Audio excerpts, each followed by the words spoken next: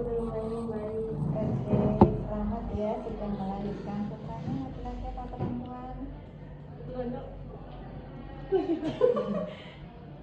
Perempuan Bu. Perempuan. Ya, alhamdulillah. Selamat ya Putika, sudah melahirkan dengan normal ya melahirkannya. Ya baik Ibu, gimana Ibu sudah bisa istirahat tadi melahirkan 6 jam yang lalu ya? Sudah istirahat? Sudah sedikit Bu. Oke, sudah latihan untuk menyusui bayinya? Sudah tapi belum. Hasilnya belum keluar. Oke, baik. Hari ini, saat ini saya akan melakukan pengkajian terlebih dahulu kondisi ibu setelah melahirkan. Ya, nanti sebagai dasar saya untuk melakukan tindakan membantu ibu mempercepat proses pemulihan setelah melahirkan. Minta kerjasamanya ya Bu ya. Oke, yang pertama saya minta tolong ibu melihat ke atas. Saya ingin melihat untuk daerah panjang kita. Maaf ya Bu. Ini ke warnanya pink, berarti kalau pink itu resiko anemianya tidak terjadi. Ibu, saya minta izin untuk memeriksa area payudara ibu. Saya izin membuka payudaranya ya, untuk persiapan menyusui. Ya. Maaf, saya buka. Ya. Ibu, ini saya akan memeriksa payudaranya sudah mulai keras ya ini. Berarti sudah siap untuk mengeluarkan ASI. Rasanya kencang-kencang tidak Bu ini? Ya. Terus cek untuk payudaranya sudah mengeluarkan ASI atau belum. Ya. Yang dipencet adalah areola mamanya. Ya. Ibu waktu kemarin, waktu tadi setelah melahirkan sempat bayinya ditaruh di dada ibu atau tidak? Sempat Bu. Oke, berapa lama? 15 menit. Ya, harusnya 30 menit sampai 1 jam ya. Kemudian ini untuk melatih bayi mengenali puting susu dan menghisap puting susu. Tapi kalau misalnya belum intensif, nanti setelah ini banyak latihan untuk menyusukan walaupun ASINya belum keluar.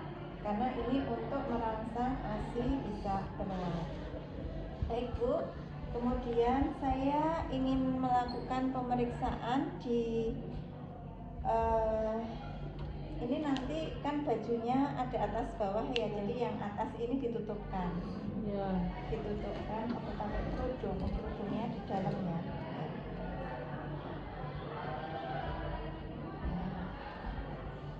Saya akan melakukan pemeriksaan pada daerah rahim, uterus ya.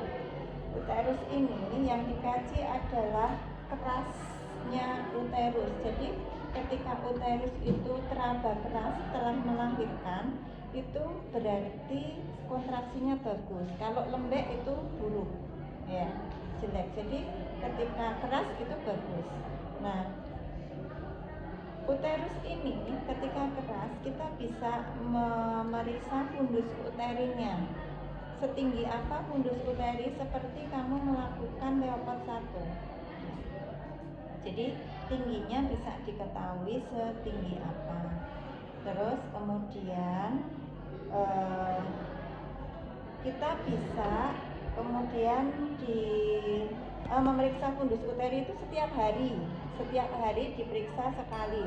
Setiap hari harusnya secara normal fundus uteri itu akan turun 1 cm atau 1 jari.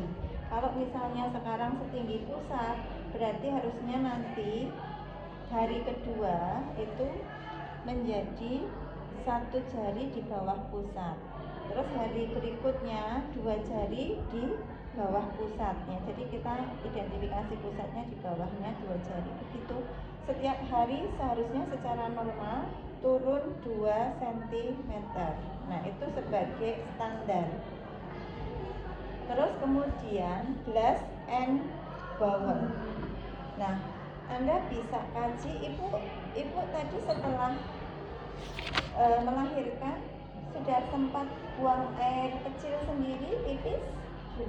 Sudah bisa ya? Nah, kalau seringkali ibu setelah melahirkan itu tidak bisa diangkat, takut karena ada trauma, terus menyebabkan kandung kemihnya penuh. Nah, kalau kandung kemihnya penuh, ibu dilatih, dicoba untuk buang air kecil sendiri. Ibu postpartum itu tidak seharusnya hanya tiduran di tempat tidur, dia harus dilatih mobilisasi dini. Jadi biarkan dia ke kamar mandi sendiri. Kalau misalnya dia masih belum tegak, itu bisa dibantu saja. Tapi sebenarnya ibu postpartum itu sudah bisa mobilisasi sendiri. Nah, itu diminta ke kamar mandi, bukan kita nggak mau membantu, tetapi memang merangsang ibu ini supaya mobilisasi secepat mungkin, karena mobilisasi itu manfaatnya untuk mempercepat kontraksi uterus, ya, dan juga supaya peristaltik ususnya itu cepat juga, karena kalau peristaltik usus cepat itu akan menyebabkan BAB-nya tidak sembelit, ya, BAB-nya lancar. Terus kemudian Anda raba di daerah kandung kemihnya, diraba. Kalau penuh berarti memang masih banyak urin yang belum keluar. Nah, ketika dia mencoba sendiri di kamar mandi kok ternyata tidak bisa keluar, baru kita bantu mengeluarkan sementara dengan menggunakan kateter, tapi hanya kateter yang tidak dipasang permanen, ya, cuma selangnya itu saja, mengeluarkan urin, sudah dilepas lagi. Terus di area usus besar Anda bisa raba, ya. Kalau banyak feses itu akan teraba keras juga, ya. Itu akan teraba keras. Nah, ibu terakhir untuk buang air besar kapan? Sebelum lahiran. Nah, ketika lahiran, orang yang bersalin normal, ya, itu biasanya kalau di kandung di usus besar masih ada fesesnya, itu ketika dia sedang mengejan itu akan keluar juga, ya, akan ikut keluar. Jadi memang kita menolong persalinan itu kan kadang-kadang meminta ibu untuk membersihkan kandung usus besarnya, diurus-urus. Itu kan tujuannya supaya ketika bayinya lahir kita tidak berbarengan dengan mendapatkan BAB juga. Nah, tujuannya kan itu. Nah, biasanya kalau baru saja melahirkan tidak terjadi sembelit, tetapi beberapa hari kemudian ibu bisa terjadi sembelit karena dia takut untuk BAB karena ada luka trauma di jalan lahir. Selain itu dia kurang minum, kurang gerak, itu bisa menyebabkan peristaltik ususnya tidak lancar, sehingga kita motivasi ibu untuk banyak minum, sering turun dari tempat tidur untuk bisa beraktivitas, dan makan sayur-sayuran yang tinggi serat. Oke, kemudian berikutnya di area kemaluan. Di area kemaluan itu nanti yang akan kita periksa adalah lokea, hemoroid, dan juga episiotomi sekaligus, ya. Jadi itu kan area di kemaluan semua, ya. Ibu kakinya bisa ditekuk pelan-pelan, saya bantu, ya. Ditekuk seperti ini. Yang satu juga ditekuk, ya. Pelan-pelan Bu, ada luka ya dia. Terus ambil bengkok, dibuka celana dalamnya.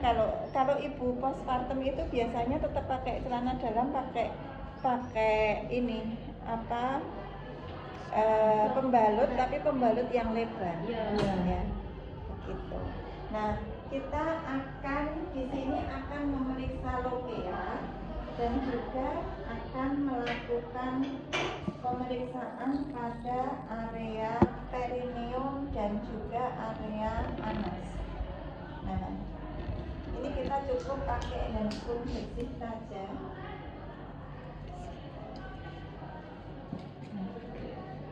Untuk memeriksa lokea kita bisa sekaligus membersihkan, ya, membersihkan kalau pembalutnya penuh, sambil kita lihat nanti di sini yang ada di tupres ini itu nanti darahnya itu warnanya kayak apa. Nah itu kayak biasanya labia mayora